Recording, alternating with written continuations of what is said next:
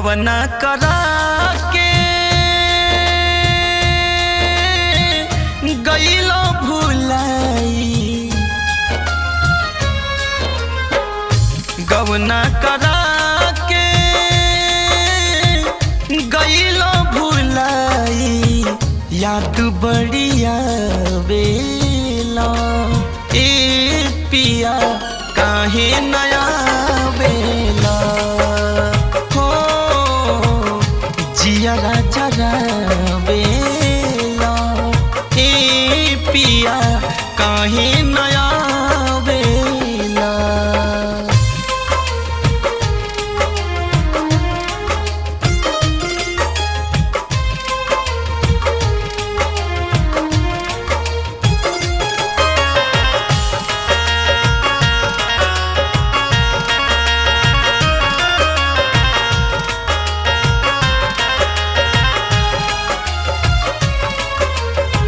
याद जब आवे सैया तोहर मीठी बातिया, दिनवा तक कटी जाला कटी नाही रतिया।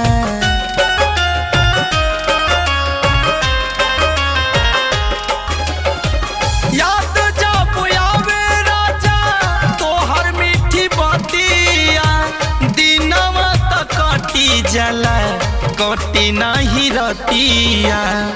जैसे जंगल बीचे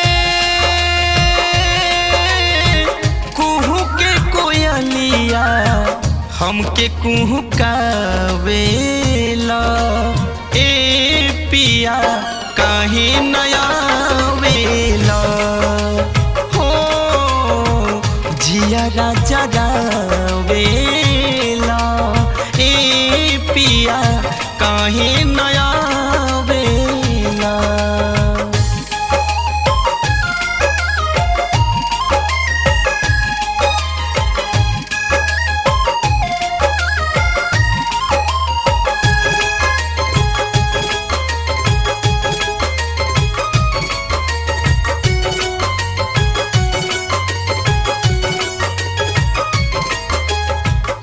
दादर से आई हाँ प्रेम सजनवा, देखे खातिर तर सता गुंजन के मनवा।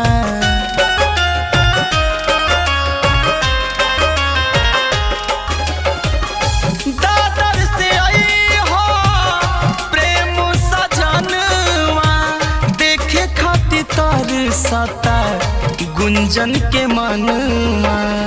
भरली जवानिया में प्रेम चंचल आगिया लगावेला ए पिया काहे नया वेला हो जिया राजा वेला ए पिया काहे नया गवना करा के गईलो भुलाई, याद बढ़िया बेला ए पिया काहे नया बेला हो जिया राजा बेला ए पिया काहे नया